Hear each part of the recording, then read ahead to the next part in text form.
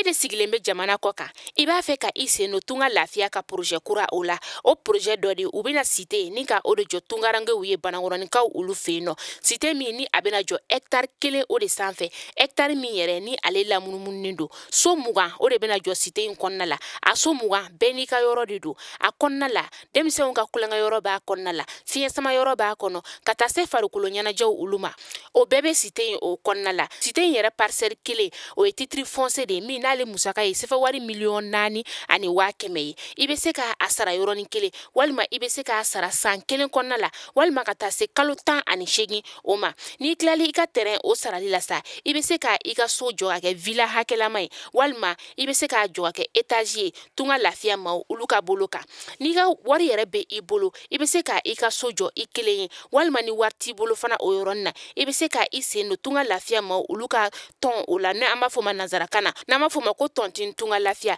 walasa ka se ka I ka so ale jɔ cité o kɔnɔna la o t'a bannen dɛ tunga lafiya maaw bɛna tila ka immeuble fana jɔ cité in kɔnɔna la immeuble min n'i bɛ se ka appartement o san chambre 3 de b'a kɔnɔna la ale ni salon 1 a musaka bɛ t'i jɔ sɛfɛ wari 15,000,000 la ka taa se sɛfɛ wari 17,000,000 ma I bɛ se ka o fana sara dɔɔni fo ka taa se san 2 ani tila ma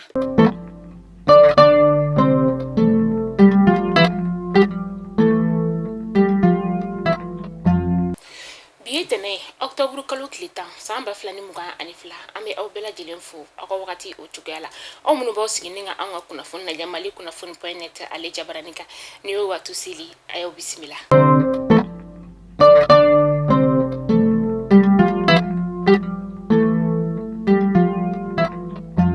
kunnafoni daminɛla bi walasa ka se ka anw ka jamana ka dugu jukɔrɔ nafolo ni ka ale bɔli ko juguya ka o kɛlɛ ministeriso min bɛ yen nɔ ni ale ɲɛsinen bɛ sanu courant ka taa se jiko koɲɛw ma ale ni ministeriso min bɛ yen nɔ ni o ɲɛsinen bɛ an ka lakana koɲɛw ma ministeriso min fana bɛ yen nɔ ni ale ɲɛsinen bɛ bolimafɛn boliko ni sirabakan ko olu koɲɛw ma sa u kɔni wulila ni ka sɛgɛsɛgɛliw ka olu kɛ san 2022 ye o kɔnɔna la u taara yɔrɔ mun na sa o de ye kangabana lamini kɛɲɛba kɔlɔnjɛba ka taa se yanfoyilama u ka sɛgɛsɛgɛliw y'a yira k'a fɔ ko sanubɔyɔrɔ 29 de bɛ yen nɔ minnu ni olu kɔni sɛbɛnfura jɔnjɔn yɛrɛ tɛ u bolo u y'olu kɔni bila kiiritigilamaw olu ka bolo kan sanubɔla 136 de fana bɛ yen nɔ minnu ni olu fana bɛ sira jugu u kan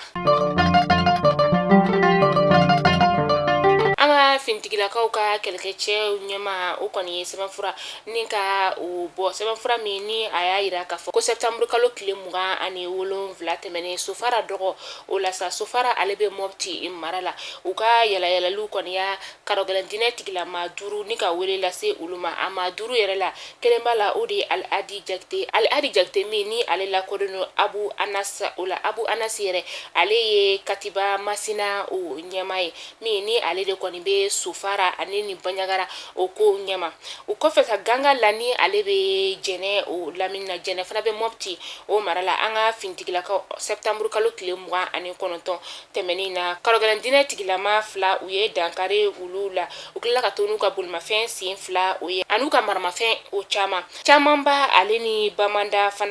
ni camanba fana bɛ ɲɔnɔ o lamini na an ka fintigilakaw ka mɔmɔli o kɔnɔna la sa sanfɛ pankuru o la octobre kalo tile 3 tɛmɛnen ka taa se a tile 5 o ma u ye karɔgɛlɛn dinɛ tigilama 31 ni ka garada olu la u ye u daga yɔrɔ 2 ka o kɔni tiɲɛ ani u ka subahana mansiw u ye olu bɛɛ lajɛlen ni ka olu tiɲɛ u ka maramafɛn juguman minnu bɛ yen nɔ ka taga se fɛn wɛrɛw ma u ye tiɲɛni don olu bɛɛ la u ka mɔmɔli kɔnɔna la sofarakaw fɛ yen nɔ octobre kalo tile 4 karɔgɛlɛn dinɛ tigilama ma 33 wolomaliw kɔnɔna la sa tɛgɛ dara olu kan a ma 15 o la sa olu kɔni ɲɛsira ka dɔn o la kɔna ale fana bɛ Mopti o mara la sa an ka fintigilakaw halisa octobre kalo tile 6 karɔgɛlɛn dinɛ tigilama 4 u ye ngara da olu fana na ni kunnafoniya in kɔni bɛɛ bɔra an ka fintigilakaw ka ɲɛmayaso la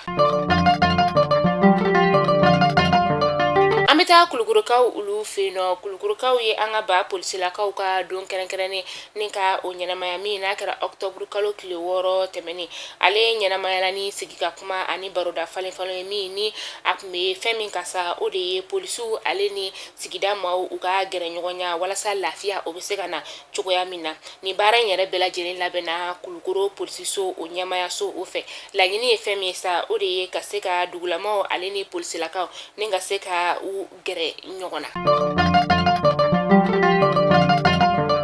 An bɛ taa Yorosokaw fe yen nɔ ni wagati na sɔ ale kilo kɔni o jiginna kosɛbɛ sɔ min n'ale kilo yɛrɛ tun bɛ ka feere kalo tɛmɛnen sefɛwari 140 ka taa se sefɛwari 150 ma dɔgɔkun tɛmɛnen na a bɛ ka feere sefɛwari dɔrɔmɛ 80 ani dɔrɔmɛ 100 Yorosokaw olu fe yen nɔ sɔ feerelaw olu y'a yira k'a fɔ ko n'i y'a ye kɔni ko dɔ bɔra sɔ ale sɔngɔ la sugu kɔnɔnaw la ni wagati na ko b'a yira k'a fɔ sɔ ale de cayalen don sugu kɔnɔnaw la hakɛ ni fɛn min ye tiga ye sa ni wagati na ale fana sɔngɔ jiginnen don Yoroso n'a lamini o kɔnɔna la.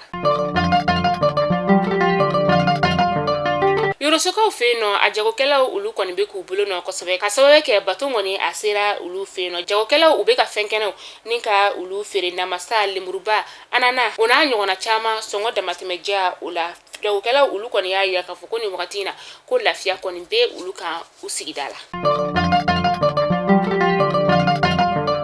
Ni ne bɛ dansigi an ka bi tɛnɛdonya kunnafoni olu la hakili la aw ye faamuyali caman ni ka o sɔrɔ la ni ala m'an ka jɔnya aw ni an bɛ ɲɔgɔn sɔrɔ nɔ sini inshallah kunnafoni kura olu kɛnɛ kan a y'o sɔgɔli to Mali kunnafoni na ka sababu kɛ kunnafoni jɛlen o bɛ di aw ma sanga a n'a ka wagati aw k'an bɛn sini inshallah.